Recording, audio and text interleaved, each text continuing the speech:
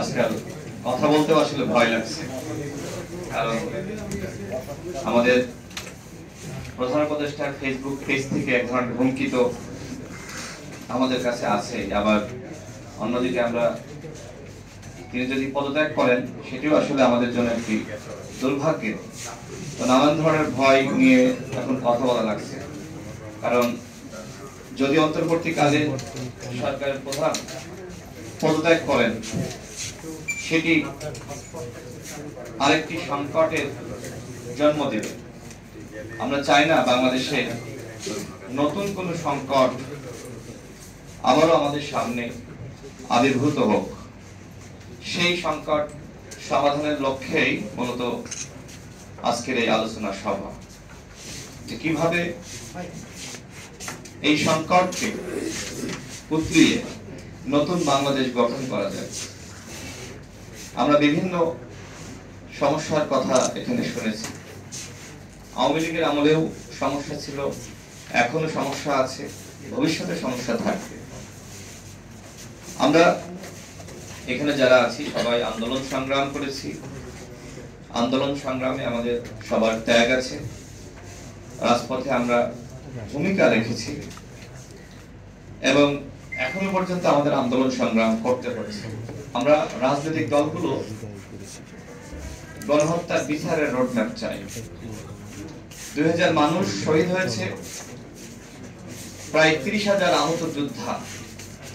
এর মধ্যে গত 5 দিন দেখলাম সুচিকিৎসা না পেয়ে 4 জন বিষ পান করেছে। ঘটনা আসলে কতটুকু সত্য মিথ্যা জানি না, কারণ পরবর্তীতে আবার খবর দেখলাম যে তারা কথা না বলে হাসপাতাল থেকে বের হয়ে গেছে। অর্থাৎ বিভিন্ন জায়গায় ইমোশনাল ব্ল্যাকমেল করা হচ্ছে। আমি যতটুকু জানি, দেখেন, চিকিৎসা পাওয়ার পরেও একটি গ্রুপকে, একটি সিন্ডিকেটকে হাসপাতালে রেখে দেওয়া হয়েছে। তাদের উদ্দেশ্য যখন নির্বাচনের প্রশ্ন আসবে তখন তারা বলবে, আমরা এখনো পর্যন্ত হাসপাতালে বিছানায় কাতরাচ্ছি, আর তোমরা রাজনৈতিক নেতৃত্ব, তোমরা নির্বাচন নিয়ে এ ধরনের প্রহসন শুরু করেছো।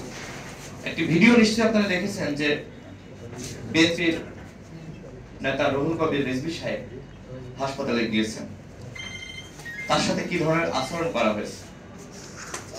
আমার কাছে এই কারণেই মনে হচ্ছে যে এটি আসলে পরিকল্পিত কিনা সেটি খতিয়ে দেখা দরকার।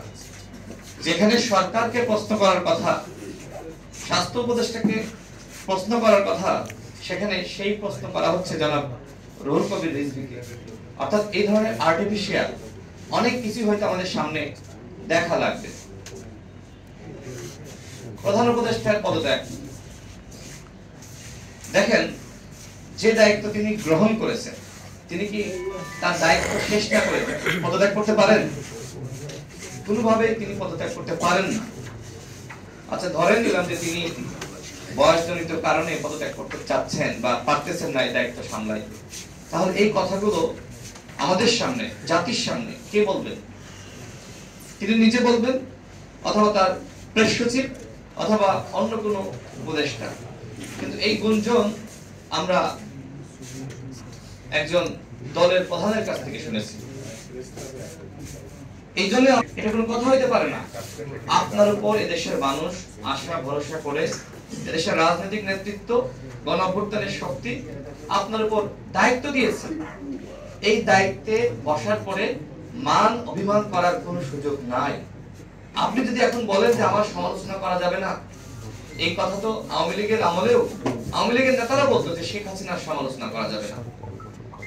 সমালোচনা একটি গণতান্ত্রিক রাষ্ট্রে থাকবে, আপনি ফেরেশতা হতে পারেন, কিন্তু আপনাকে যদি আমরা সমালোচনা না করি, আপনার ভুলগুলো নিয়ে কথা না বলি, তাহলে আপনি যে ফ্যাসিস্ট হবেন না তার নিশ্চয়তা কি? এই কারণেই রাজনৈতিক নেতৃত্ব মানবিক করিডোর নিয়ে সমালোচনা করেছে, রোহিঙ্গা ফেরত পাঠানো নিয়ে যে মিথ্যাচার সেটি নিয়েও সমালোচনা করেছে। এত সুন্দর প্রেজেন্টেশন আমাদের সামনে দেখানো হলো, মনে হলো যে 1 বছরের মধ্যে বাংলাদেশ আমেরিকা ইউরোপ হয়ে যাবে।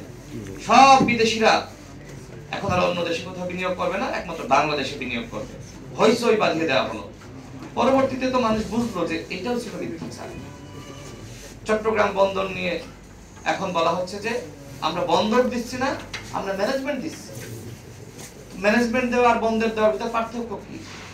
2 বছর 5 বছরের জন্য লিজ দিবেন, ওই সময় তো তারাই ওইটা পরিচালনা করবে। এই জায়গাগুলোতে আমাদের সিকিউরিটি কনসার্ন আছে, এই জন্য আমরা প্রতিবাদ করেছি। এখন এই প্রতিবাদ আমাদের প্রধান উপদেষ্টা মনে করছেন যে এইগুলো আমার কাজে বাধা দেওয়া হয়েছে। আমরা তো তাকে কেউ বাধা দিচ্ছি না, আমরা এই রাষ্ট্রে তাকে সহযোগিতা করছি যাতে করে তিনি ভুল না করেন। তিনি ভুল করলে তো আমরাও বিপদে পড়ব, তিনিও বিপদে পড়বেন। যাই হোক, কথা বাড়াবো না, আমি সর্বশেষ বলবো আমাদের অবশ্যই নির্বাচন দিতে হবে। যত সংস্কার এই সরকার করতে চাই তার মূলের নির্বাচন। নির্বাচনবিহীন আপনি সংস্কার, সেটা লবণ ছাড়া তরকারির মতো। সুতরাং সরকারকে বলবো যে আপনারা এই যে জাতীয় সংলাপ করেছেন, জাতীয় সংলাপের পরে অবশ্যই কি সিদ্ধান্ত নিলেন? দলগুলোকে শুধুমাত্র চা নাস্তা খাওয়ানোর জন্য ডাকলেন, নাকি একটি ফলপ্রসূ আলোচনা হয়েছে?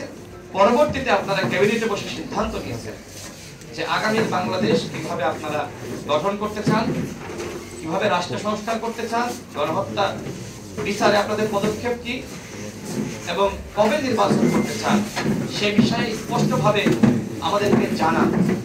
অন্যথায় এদেশের মানুষকে অন্ধকারে রেখে যে কোনো সংস্কার এদেশের মানুষ সন্দেহের চোখে দেখবে।